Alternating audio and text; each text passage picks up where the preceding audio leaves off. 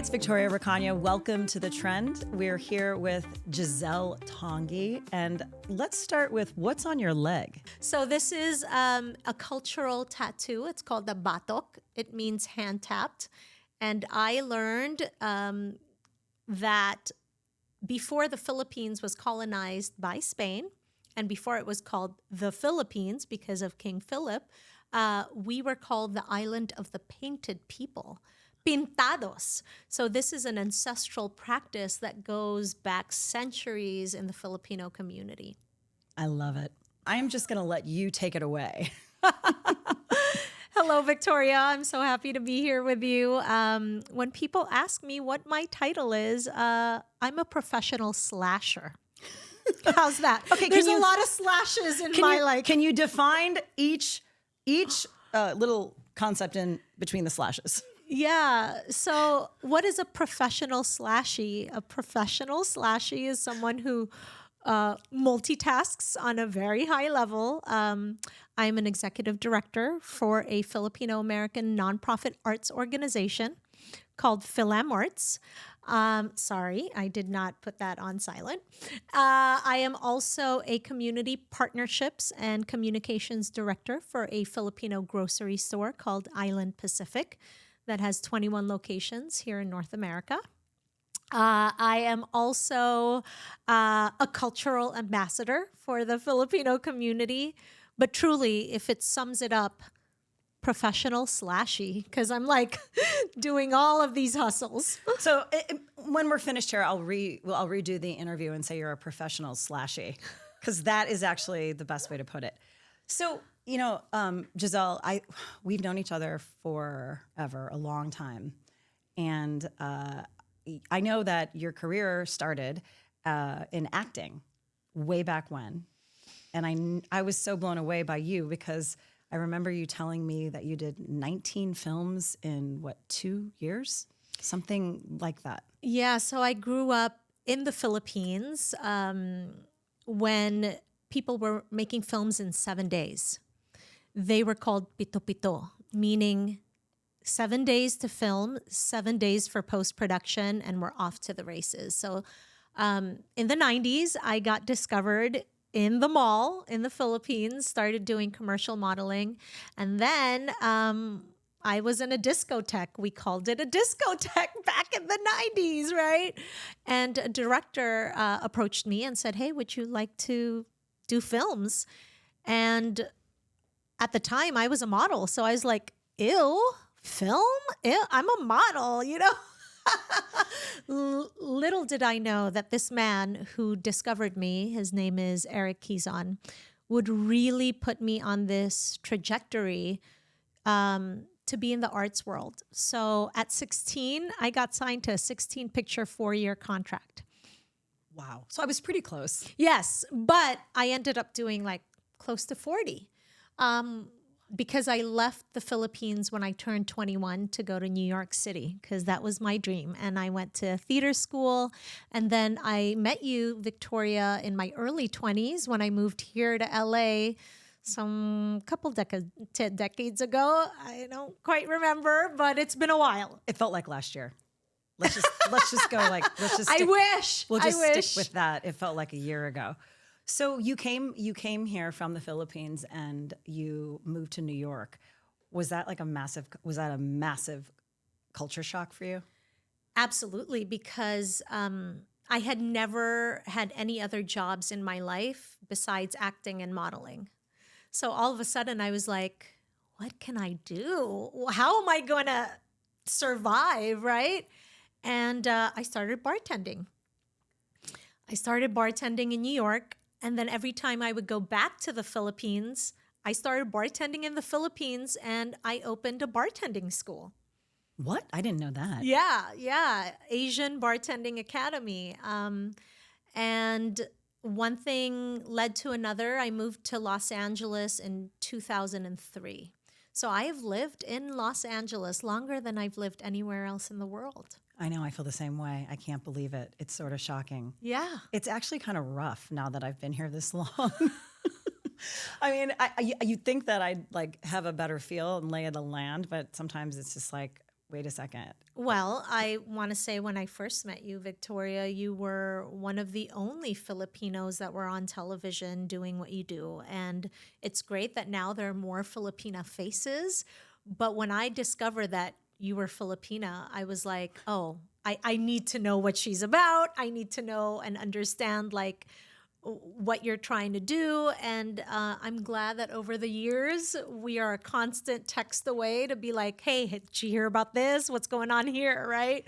So having you as a resource when I have questions has been great because truly it is a small community. There's not a lot of Filipinos that are really pioneers in this industry, and you're one of them. Well, thank you. I appreciate that. I never think of it that way. But yeah, you're also humble. You point out you've pointed it out to me before, and I remember when you said to me that you're the first really national Filipino host correspondent in the country. I kind of was taken back by it, and I thought, you know what? How is that possible? But you were right. Yes, you're a pioneer. Crazy, actually, when you think about that. However, more importantly, what's crazier is the struggles that we as Filipino Americans and as Asian Americans have to go through in general. I think it's harder for us in a lot of ways, and we don't really talk about it. We don't, because it's cultural, right? Growing up Filipino in a Filipino household, you're always told to work hard, don't cause too much ruckus, never complain. That's not very Catholic or Christian, and just do the work. But as we can see from this industry, there's more than enough space for many ethnicities. And, I know that DEI is something that a lot of people have a lot of feelings about, especially in this administration. And I'm not going to get political, but it's true how when I came to Los Angeles, DEI wasn't a thing yet. They weren't looking for faces that represented other communities.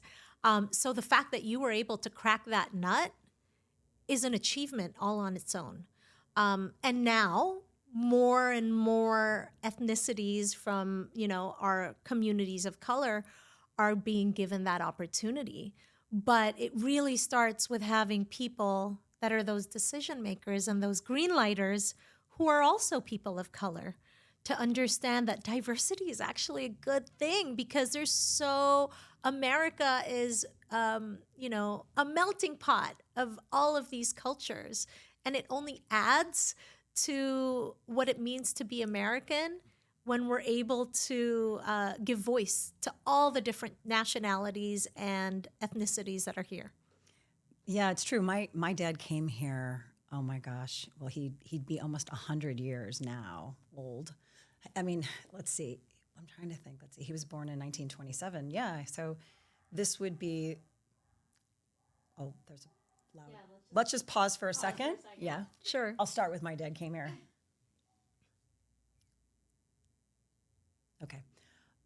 When my dad came here from the Philippines to pursue his career in medicine, he had already gone to the University of Santo Tomas and graduated from med school there. And he actually landed in New York. And believe it or not, he didn't really want to come here, but his family was like, you have to go. You're going to have a better life. It's going to be so much better there. But he told me that from the day he landed, he's like, what do people eat here? There's hardly any rice. And he said he lost 25, 30 pounds. And I was like, what? I said, Dad, you'd be like a rail, bone. And he's like, trust me, I couldn't find anything really that I wanted to eat here.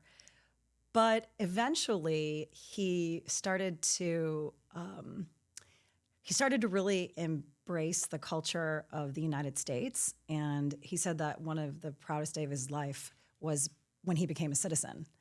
And so, not to get political, because we don't want to be political, but he just said how he worked so hard and studied so hard And once he got settled, he could never imagine actually going back to the Philippines and living there, albeit he went there twice a year to visit family.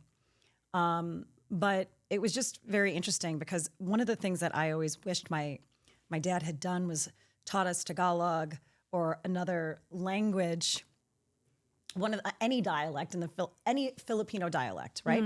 But he really didn't, and I think he didn't because he wanted to completely Assimilate. Correct. I think it was that generation, and a lot of people are like you, Victoria, where their parents never taught them our native tongue, right? And that's something that like is burning in them that they wish they had. But it was also during a time where trying to fit in and not be different was the goal for a lot of Filipinos that made that journey to America. I want to say though that it's never too late. Practice makes perfect. I knew what you were trying to say. Okay. And I didn't learn Tagalog until I was in the 3rd grade. I was born in Paris. I grew up in Zurich. I moved back to the Philippines at around 5, and I could not speak the language. And it was only when I got a tutor, when I was going to De La Salle Zobel in Alabang, where my mom got me a tutor because I could not understand and I could not speak it. So I am not a native Tagalog speaker. My tongue still gets bulol, like they say, twisted. But because I had to, memorize the script, I had to learn how to speak Tagalog. And I will say, it's a very difficult language. So give yourself some grace because you understand the important words. I do. I know all the curse words. Yes. And I know good morning, good afternoon, and good night. And minamahal kita. Yes. That I know. Yeah, the most important one. Yeah. But that said, it's funny. You have the accent down perfectly. I can put it on and off. I can talk like a Filipino if you want me to. It just depends who I'm talking to. But again, I'm an actor. But right now we live in obviously this is the capital of all the film industry, right? It was a challenge for you to break in here, and I know that you struggled. Oh, absolutely. Well, for one, I don't look Filipino. I am not full Filipino, but I'm full Filipino in my heart, right? I didn't grow up with my father's side of the family. They're Swiss, they're white. I'm half white. I acknowledge that there's privilege there. I am mestiza. That's how I was given the opportunity I was given in the Philippines. I acknowledge that.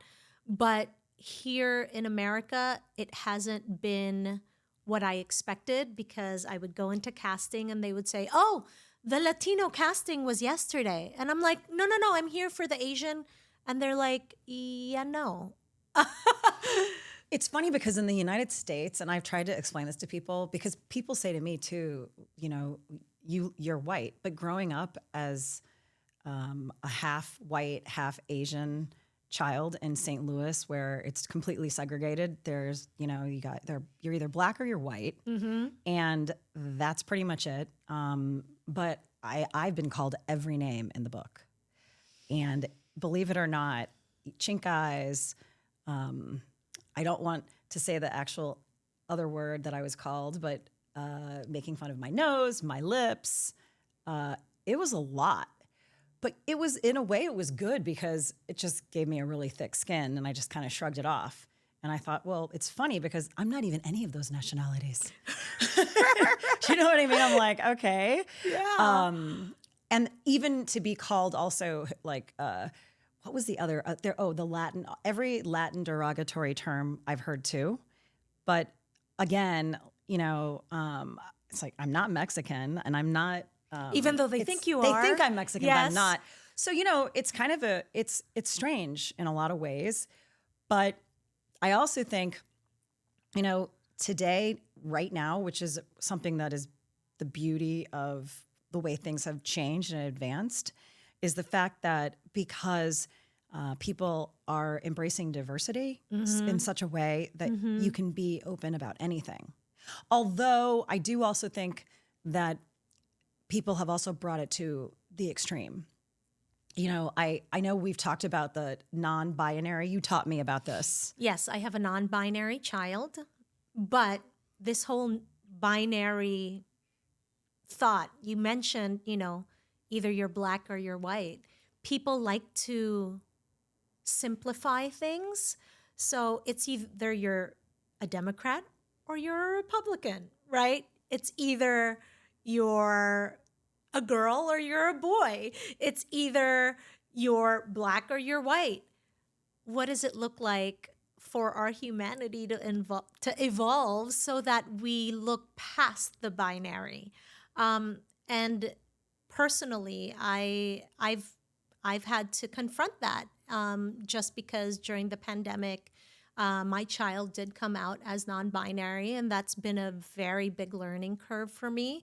And it still is every day. It's tough. I mean, it's a challenge. It is. And I come across a lot of people that don't have the capacity to understand or don't want to. But you must have been a bit angry. I know you talked to me about it once before because she changed her name. So they changed their name. Oh, sorry, they. They changed their name. So, you know, you think this is the one thing that you could give your child is their name. Well, they decided to change it. And, you know, a lot of thought goes into a name, as you know, as a parent. So there's a lot of grief behind that. A lot of grief. Well, it's hard to accept. Not accept, but just the grieving of what you thought you brought into this world, right? But there's also this joy that I'm learning because my child is a thespian and I get to watch them all the time and I'm very supportive of all of their productions. I've been able to make a perspective shift where I'm not seeing my child anymore. I'm seeing them as a whole human being that is separate from who I am. And I feel that as our children become adults, I know your children are still very small, but my children are adults. My youngest just voted yesterday, right? It's this perspective shift to see them not as an extension of who you are, but as whole individuals with their own path and their own decision making because they're adults. So yes, there was a lot of grieving, but now there's a lot of joy in seeing them thrive.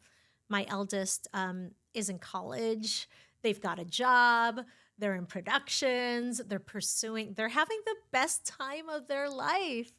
And there's so much joy in them being able to be themselves without this constant, like, what is mom going to think? What is mom going to say? I never had that experience. I didn't get to go away to college because I was working in the Philippines. But being able to give our children what we didn't have growing up is, to me, I feel, the biggest joy of being a parent. It's interesting that you brought up COVID, though, during that time. My kids actually we moved to Utah, and they were actually in school. They had in-school learning, and I think it made a huge difference for them. I think the situation that was here in California really, I don't know, it kind of threw a lot of kids for a loop because of the isolation. And, I think that there's a lot of social problems that have come out of it in general. In fact, sure. In fact, it's the thing with the non-binary, and I know I had to have you explain it to me at least 4 or 5 times. I was like, wait a second, hold on. What exactly does this mean? But it's interesting because my kids, they really didn't even have exposure to that. Granted, they were very little at the time. And I kind of was wondering about asking them about it today, but then I thought, well, if they don't need to know about it, then why even bother if it doesn't come up? But do you think that had a big role? Do you think that the whole situation of the isolation, or do you think it has more to do with this state and then the state of affairs as far as political pressure and things like that here in the United States, where because a lot of other countries, it seems as if a lot of other countries don't really put so much focus and emphasis on all of the things that we do here, right? Yeah, I will say it's a lot of different factors, and I can't justify in my head why, or if COVID had anything to do with my child's decision to come out in what they feel is their true identity. I will say my children were isolated. It was a lot of not wanting to come out of their room. It was a lot of social media. And to take that away at a time where they felt really isolated was not something I wanted to do, right? But also, we live in a time where we have language to be able to describe an identity that we didn't have words for before, which to me is a big blessing. And I feel that as we evolve as a race, we need to be more compassionate towards what people identify as. We have the language to do so. And I know it's very difficult. I had to read a book about it. We saw a therapist to help us go through this as parents to understand. But ultimately, it's what support can we give to our child that is struggling with their identity and being their true selves. And so as a parent, as much as it hurts me, or it did hurt me in the past to sort of maneuver what that meant, ultimately it's about supporting your child. And so I'm very open, and maybe because, I'm also part of the theater world, and, I work with a lot of people that are from the LGBTQ community. I mean, they are my community. I love them. But having someone in the family that really identifies as that just puts my theory into practice. So it's a lot to be they, them. But I've learned, and I still catch myself, and I always apologize, but I always don't want to assume other people with their pronouns. I'm always conscious, especially with younger people. When we're meeting on Zoom, we always start with, please share with us, if you're comfortable, what your pronouns are. I'm still she, her. I know you are. Yes. But we can't assume that from everybody, especially now. It's just something that is something that we have to take into consideration. Shifting a bit of gears, talking about taking something into consideration. It was a Filipino American Heritage Month. Filipino American History Month. Oh, sorry. Yeah. Excuse me. Correct History me. Month. Yes. History it was Month. history. Yes. History. Well, history, heritage. Big difference. It goes in somewhat hand in hand. Yeah, we celebrate heritage every day because we are what we are. But in October, thanks to our friends from the Filipino American National Historical Society, found by Fred and Tita Dorothy Cordova up in Seattle, which is a nonprofit organization, they really lobbied to make this celebration a nationwide celebration. And what it is really to be able to give light and amplify the fact that Filipinos have been here since before the Pilgrims. 1587, Filipinos were at Morro Bay when there was a Manila-Acapulco galleon trade where there were these ships coming from the Philippines with Filipinos. So it's easy for our people to feel like they don't belong, to feel like there's no place for them in America, especially when you come from the Philippines for the first time, right? But there's so much deep history, and you're part of that history. The fact that you were a pioneer on television doing the work that you did. There is so much history. And what's so important for us to share, I feel, is when we don't see ourselves reflected, we don't know it's possible. Absolutely. But for younger kids that are watching Victoria Recaño to be like, I could do that. She's doing that. Right? Or I could be Giselle. I'd like to do 40 movies. Well, maybe in not. the Philippines, yeah, that's a little tough. You're like, no. Yeah, you're not sleeping and you're doing that in 7 days. So no point. unions. No unions in the Philippines. Oh, that's right. We're also fighting to get the proper representation with the unions for all the Filipino actors, both here and there, because of, we have the film festival now too. And it's funny that you mentioned that, but it's true. I had no idea the circumstances, the environment that a lot of actors, such as yourself, had to work under. The conditions. Oh, They're terrible. Always grateful for the opportunity looking back. Always grateful.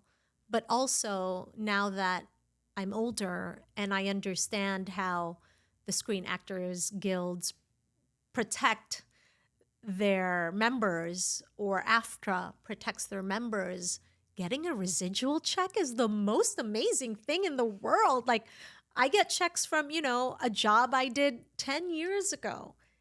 And, it's only a couple, dollars here and there. But to get that check validates the fact that, wow, there is merit in pursuing this career. I'm sure you get residual checks too, yeah? Yeah, yesterday, was it a day ago? I did. It was 2 cents, actually. Yeah. And Sebastian said, I said to him, it cost 64 cents to deliver this 2-cent check. And I handed it to him and I said, here's a gift. Don't spend it all in one spot. He's like, what can he was laughing. He's like, what? He's like, where am I going to spend this? I was like, well, I don't know. Pretend like you lived 50 years ago and come up with something. But so just I have to ask. We want to talk really quickly about. We could talk here for probably hours and days, but what? It's true. But what was over the course of your career? What was probably the most shocking thing that you had to endure? Oof, the most shocking thing I've had to endure.